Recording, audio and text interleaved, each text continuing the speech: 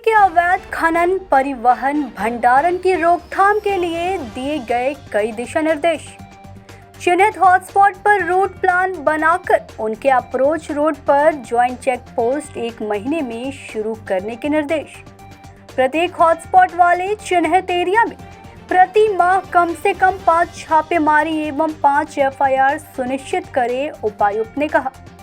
संयुक्त छापेमारी में जिला प्रशासन, पुलिस, सीआईएसएफ, जीएसटी की टीम द्वारा किए गई कार्रवाई की हुई समीक्षा। जिस किसी भी रैयत की जमीन पर अवैध डिपो चल रहा हो उन पर भी करे एफआईआर, उपायुक्त ने कहा। चिन्हित हॉटस्पॉट पर की गई कार्रवाई, एफआईआर। कोयला जब्ती की हुई समीक्षा। कोयला ढोने वाले सभी वाहनों पर उनके कंपनी के नाम की पेंटिंग नहीं करने वाले सभी एजेंसियों को 15 दिसंबर तक का दिया गया वक्त। उपायुक्त सह जिला दंडाधिकारी वरुण रंजन की अध्यक्षता में बुधवार को जिला स्तरीय खनन टास्क फोर्स की समीक्षा बैठक न्यू टाउन हॉल में आयोजित की गई। बैठक के दौरान उपायुक्त और वरीय पुलिस अधीक्षक श्री संजीव कुमार ने कोयले के अवैध खनन, परिवहन, भंडारण के रोकथाम व कोयले के अवैध खनन में संलिप्त लोगों पर नामजद प्राथमिकी दर्ज करने के लिए दिशा निर्देश दिए। खनन क्षेत्र में अनाधिकृत व्यक्तियों के प्रवेश करने एवं उनके द्वारा कोयला चोरी किए जाने की शिकायत पर चर्चा की गई। इस दौरान खनन क्षेत्र में अनाधिकृत व्यक्तियों के प्रवेश के रोकथाम के लिए पूर्व की बैठकों में दिए गए दिशा निर्देशों की उपायुक्त द्वारा समीक्षा की गई। उपायुक्त श्री वरुण रंजन ने जिला खनन पदाधिकारी से अक्टूबर माह में हुई खनन टास्क फोर्स द्वारा कार्रवाई, फिर गिरफ्तारी, अवैध कोयला की जब्ती, हाईवे की जब्ती, मशीन एवं उपकरणों की जब्ती की रिपोर्ट की जानकारी ली। जिला खनन पदाधिकारी ने बताया कि अक्टूबर माह में कुल 16 एफआईआर हुई है, जिसमें से 15 लोगों की गिरफ्तारी भी की गई। साथ ही विभिन्न स्थानों से कोयले की जब्ती, हाईवा की जब्ती समेत अन्य कार्रवाई की गई। उपायुक्त वरुण रंजन ने खनन टास्क फोर्स की बैठक से संबंधित सभी पदाधिकारी को निर्देशित किया कि जितने भी चिन्हित हॉटस्पॉट हैं उन सभी स्थानों पर महीने में कम से कम 5 बार छापेमारी करें, साथ ही कम से कम 5 एफआईआर अवश्य सुनिश्चित करें। जिला द्वारा बनाई गई ज्वाइंट टीम को और तत्परता के साथ कार्य करने हेतु निर्देशित किया गया। साथ ही सभी सीओ को निर्देशित करते हुए उपायुक्त ने कहा कि जहां भी सूचना मिलती है उन इलाकों में बीसीसीएल, सीआईएफ, पुलिस के साथ जाकर छापेमारी करें। साथ ही सड़कों पर भी ट्रांसपोर्टेशन के माध्यम से हो रहे अवैध कार्य की छापेमारी कर कार्रवाई करें। कार्रवाई करने के बाद इसकी रिपोर्ट अवश्य बनाएं और कार्रवाई से संबंधित जानकारियां जैसे एफआईआर, गिरफ्तारी, डोजरिंग, सीजर आदि अवश्य दें। उपायुक्त ने कहा कि अगर किसी रैयत की जमीन पर अवैध खनन की सूचना प्राप्त होती है तो रैयत पर भी एफआईआर कर कार्रवाई सुनिश्चित करें। अगर किसी माफिया द्वारा जबरदस्ती रैयत की जमीन पर अवैध खनन किया जा रहा है और रैयत एफआईआर दर्ज नहीं कर रहे हैं तो प्रशासन द्वारा छापेमारी कर एफआईआर करे और उसमें रैयत को भी पार्टी बनाए। साथ ही उन्होंने कहा कि बीसीसीएल के सभी जीएम अपने अपने क्षेत्र की सुरक्षा सुनिश्चित करने हेतु अपने से नीचे के पदाधिकारी के भी दायित्व फिक्स करें एवं सभी थाना प्रभारी भी थाना क्षेत्र में कार्य कर रहे एसआई एवं एएसआई के दायित्व को फिक्स कर हॉटस्पॉट वाले स्थान पर कार्रवाई करें। सभी के दायित्व तय होने पर कार्य का बोझ सभी पर बराबर होगा, जिससे कार्य में सरलता आएगी। बैठक के दौरान सीआईएसएफ एवं स्पेशल ब्रांच के द्वारा प्राप्त पत्रों पर हुई कार्रवाई की भी समीक्षा की गई। उपायुक्त श्री वरुण रंजन ने सभी थाना प्रभारी को निर्देशित किया कि जितने भी पत्र सीआईएसएफ एवं स्पेशल ब्रांच द्वारा प्राप्त होते हैं जिसमें कि अवैध कोयले से संबंधित जानकारियां होती हैं, इसका निष्पादन त्वरित करें। वहीं जीएसटी के द्वारा हुई कार्रवाई की समीक्षा करते हुए जीएसटी के पदाधिकारी ने बताया कि पिछले महीने 3 गाड़ियां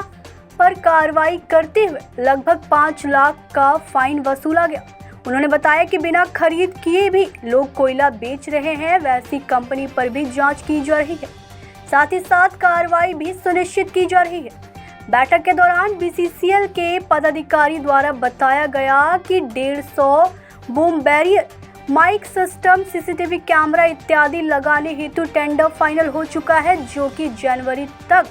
में सभी चिन्हित एरिया में लगा दिए जाएंगे। साथ ही कलर कोड व्हीकल पर भी कार्य किया जा रहा है, जो कि 15 दिसंबर तक पूरा कर लिया जाएगा।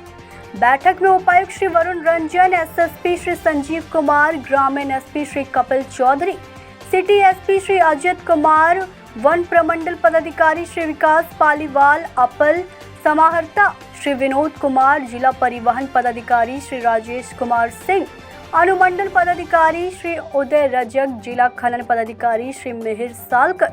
बीसीसीएल के पदाधिकारी, ईसीएल व सीआईएसएफ के पदाधिकारी सहित सभी अंचल के अंचल अधिकारी, जीएसटी के पदाधिकारी, बीसीसीएल एरिया जीएम, अनुमंडल पुलिस पदाधिकारी, जिला प्रशासन के अन्य पदाधिकारी मौजूद थे। धनबाद से अमित कुमार की रिपोर्ट। देखिए, पहले तो हम लोगों की कोशिश है कि जो विगत के बैठकों में हम लोग जो कंटिन्यूअसली जो डायरेक्शंस दे रहे हैं, उन सभी का इंस्ट्रक्शंस का कंप्लायंस हुआ कि नहीं, उन चीज़ों को हम लोगों ने चेक किया। तो प्रीवियसली जो हम लोगों ने डायरेक्शंस दिया था कि जो है सीआईएसएफ और पुलिस मिल करके कुछ एक एग्ज़िट पॉइंट्स पे चेक पोस्ट बनाएगी, तो उसका हम लोग प्रोसेस में है और कोशिश है कि इस महीने के अंत तक जो 12-13 पॉइंट्स सीआईएसएफ ने आइडेंटिफाई किया है, उन जगहों पे हम लोग चेक पोस्ट कर सकेंगे जो एग्ज़िट रूट्स हैं। साथ ही साथ हम लोगों ने जो डायरेक्शन दिया था कि जो हमारे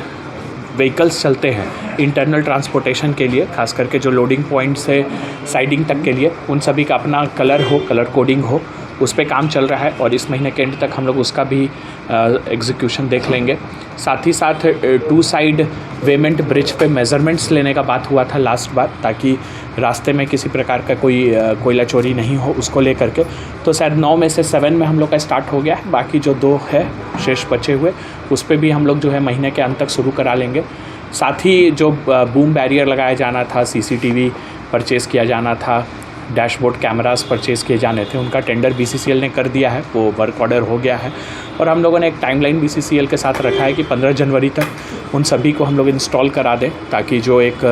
हम लोगों को प्रोटेक्टिव मेजर्स, प्रिवेंटिव मेजर्स लेने थे, उसमें हम लोग आगे बढ़ सकें। साथ ही साथ जो हॉटस्पॉट्स हम लोगों के आइडेंटिफाई किए हुए थे, जहाँ पे कंटिन्यूअस हम लोग वर्क कर रहे हैं, जिन एरियाज़ ज़्यादा वल्नरेबल हैं माइनिंग के लिए, तो उन एरियाज़ में क्या कार्रवाई की गई है, उसको हम लोगों ने चेक किया। कुछ एक जगहों पे अच्छी कार्रवाई हुई है, कुछ एक जगहों पे नहीं भी हुई है कार्रवाई जो होनी चाहिए जितना, तो उन सभी जगहों पे डायरेक्शन दिया गया है कि जो हमारे स्पेशली वल्नरेबल पॉइंट्स हैं, वहाँ पे कंटिन्यूअस कार्रवाई होते रहे और महीने में एक बड़ी संख्या में हम लोग FIRs और बाकी चीज़ें हम लोग उन जगहों पे कर सकें, ज़्यादा से ज़्यादा रेड्स कर सकें। अगर कहीं पे ज़रूरत है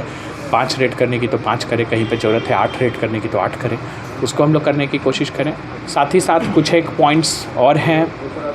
जिसमें कि थाना वाइज भी हम लोगों ने रिव्यू किया कि किन थानों में कितनी कार्रवाई की गई हैं, प्लस जो अलग अलग इन्फॉर्मेशंस हम लोग को मिलता है सोशल मीडिया के माध्यम से, स्पेशल ब्रांच के माध्यम से, या जो भी अन्य परिवाद हम लोगों के पास आते रहते हैं, तो उन सभी पे क्या कार्रवाई हुआ नहीं हुआ, कुछ एक रिपोर्ट्स पेंडिंग रह गए हैं, उन पे हम लोगों ने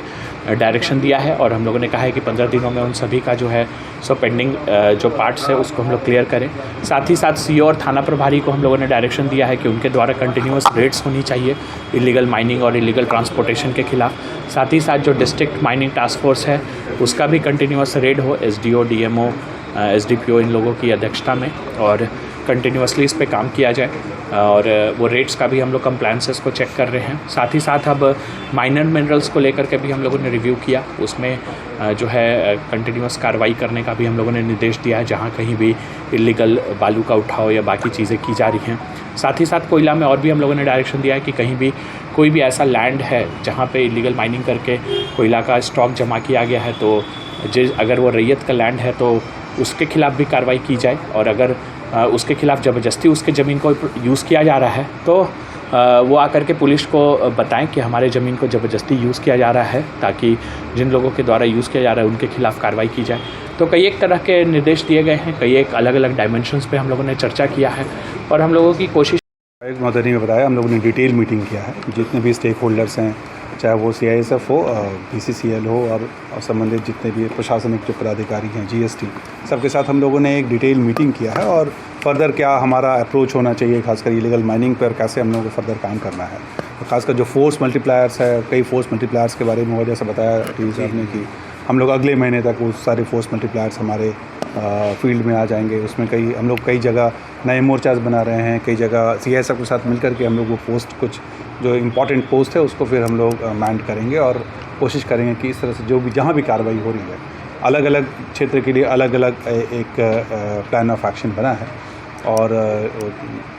हम लोग अगले महीने फिर उसकी हमको डिटेल रिव्यू भी करनी है। तो सबको एक